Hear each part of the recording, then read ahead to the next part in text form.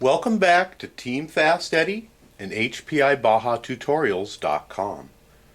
Today we're going to show you the process of upgrading or changing out your stock HPI servo with either a Rhino servo or with the high-tech servo. And it's a very simple job. It's just procedural, and if you follow along you won't have any problems at all. So let's go ahead and get started on this project. Once you've made your decision on which servo it is that you're going to use, what you're going to notice is that they are physically smaller in length than the stock servo is. So what we're going to have to do is add an adapter that is included along with the HPI kit, and the adapter number is 85414-7, and it looks like this. It's a little L-shaped bracket. So go ahead and get that out.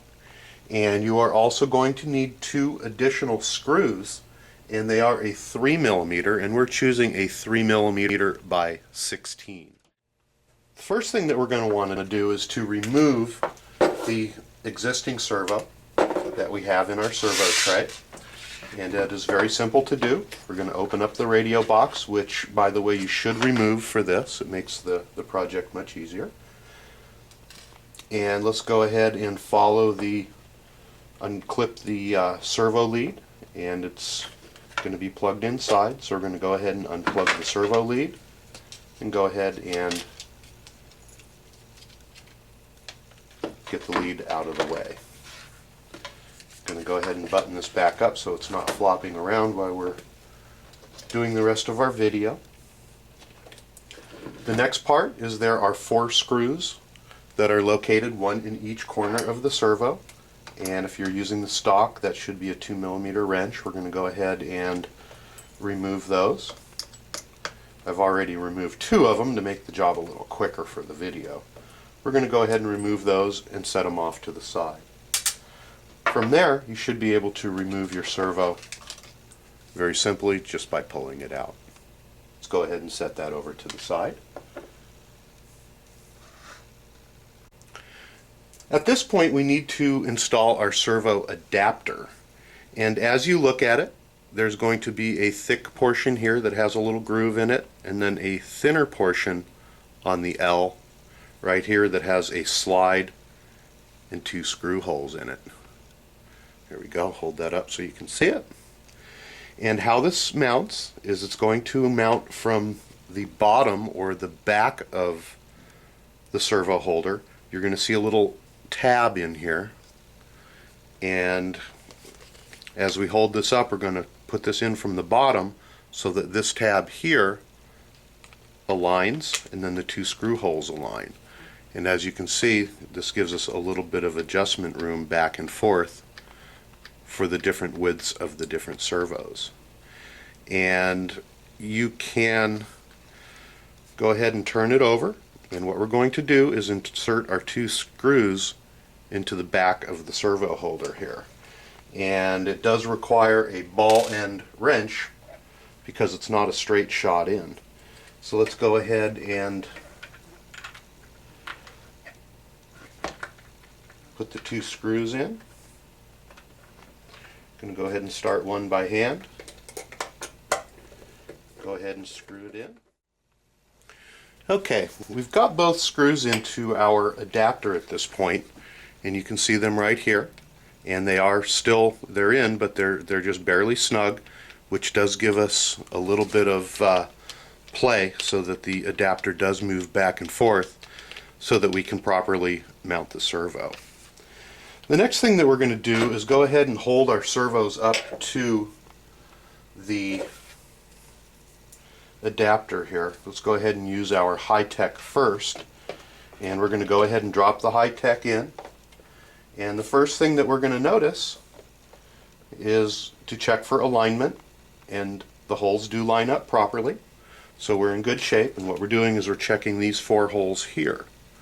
Whoops, hold it down in the camera. We're checking these 4 holes here. The second thing that we're going to look for and notice is that they don't quite match up on the 2 holes going this way. And you can see that when one is aligned, the other one is quite a ways off. So what we're going to have to do is use a Dremel tool, and we're going to have to elongate the holes that are in the servo case itself, and that would be these two holes right here. See if we can hold it up in the light. That'll be these two holes right here.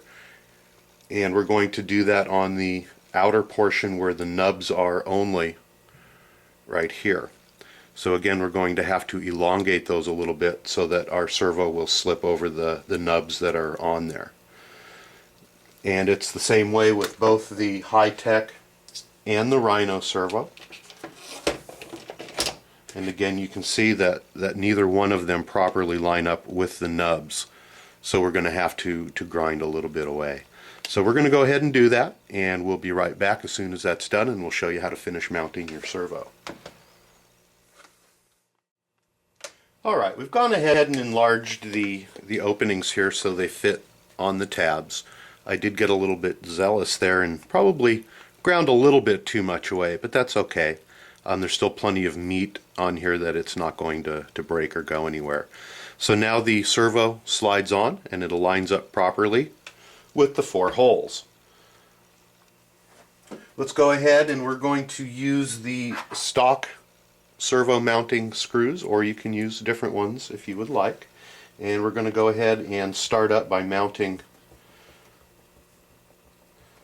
this side.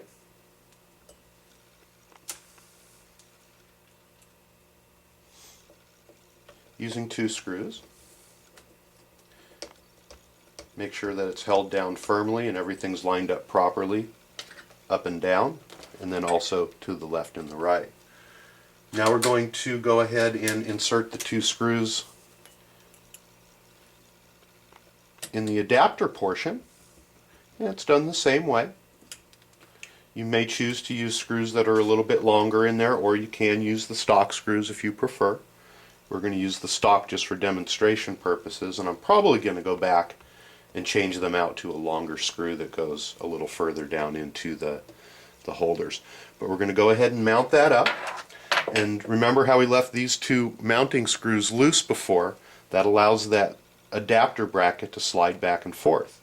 Now that the servo's mounted, we're going to go back in and we're going to tighten those up and secure them. Just like so. Of course, you're going to reconnect your servo wire. You're going to thread it up and put it into the box.